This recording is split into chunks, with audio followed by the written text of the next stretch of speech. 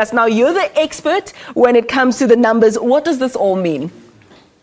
Good morning, listeners. Good morning, Ayanda. What we have is a very interesting trend in terms of mortality declines from the peak in 2006, where we had 613,000 people dying in South Africa a year, or rather in 2006. Now we see 505,000 dying from that peak. But more importantly is the fact that about 45,000 less people, or 43,000 less people have died between 2011 and 2010. That's a very sharp decline. That is one part. The other aspect is that tuberculosis and all other diseases have actually declined from 64,000 to 54,000 deaths. What we also have to caution, though, is that there are about 120,000 deaths that are not classified because doctors don't write the right definition or the right classification of what the individual has died from. But also, it's not only doctors, but more than half the people die at home, and therefore the information doesn't come through in the forms. Coming to the specific causes of death, we see tuberculosis actually declining somewhat, but we also see lifestyle diseases rising, particularly amongst, when you analyze the data by population group. Amongst whites, you see ischemic diseases of the heart. Amongst blacks and colors is communicable diseases. Amongst Indians is diabetes. How do you, you've just diagnosed or at least come up with the research findings based on color lines. What role does culture, race play in deaths? I'm not very sure. It's very difficult to say what culture plays in matters death, except when you go to rites. Those are very obvious that different cultures act differently in terms of performing burial rites and responding to death.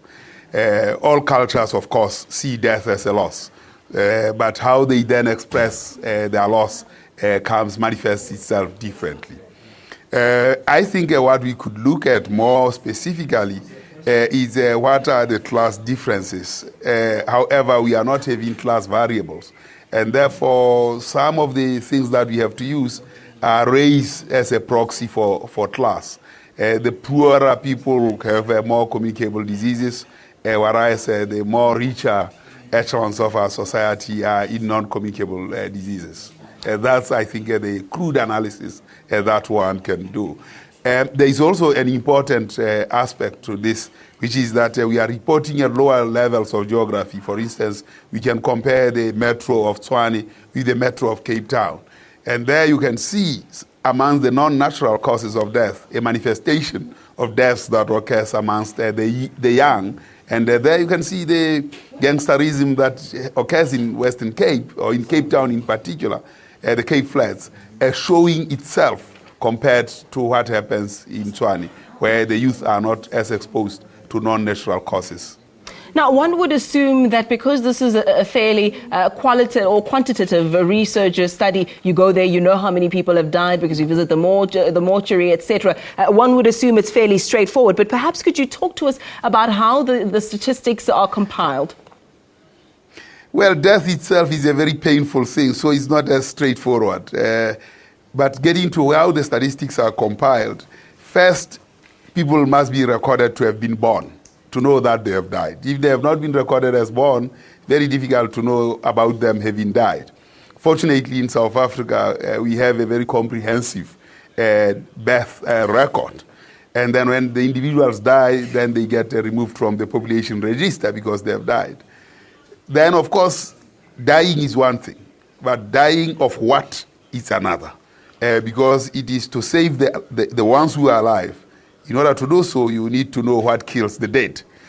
So the process there is doctors write out post-mortem and say, this person has died of this disease.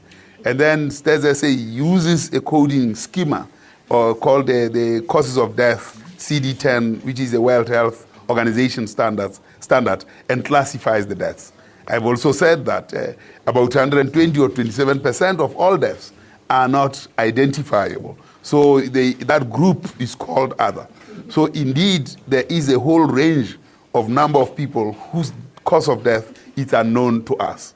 But that's how the process goes. It depends on the accurate recording by doctors, a proper post-mortem for anyone who has died, and in the first instance, a registration of the person who was in the first instance born. So the fact that the mortality rate seems to be declining in South Africa, is it fair for one to deduce that perhaps the health industry is improving? I think it is quite clear that there is something that is happening that is correct. The interventions by the health department are beginning to bear fruit. But I'm sure it's not only health alone. There are several other campaigns. In particular, when you look at tuberculosis, if you look at things like HIV and AIDS, which in the main was a subtle propeller of things like tuberculosis and so on, addressing that tends to have helped in reducing mortality, both particularly at where it peaked, which is what the age 24 to 39. And just perhaps in closing, is there a way of predicting whether or not this declining mortality rate will be maintained, or whether or not we'll see a peak, as you mentioned, back in 2006? Well, I think if the things that are being done continue, I suppose that the trend will continue to decline. But there is a point at which that decline will not continue, because death is a necessary end. So I think what we will see is a manifestation of life expectancy, people living longer and dying later, but finally, ultimately, still dying. The tempo of mortality at younger ages, I think, it's increasingly being addressed. The sting of death, the victory of the grave, seem to be mitigated to a large extent in South Africa. We'll have to leave it there. It is a common factor of life. Wherever you go, death is a certainty, as you have mentioned. My thanks to you very much for joining us this morning in our Pretoria studio, Statistician-General, Mr. Pali Lehotla.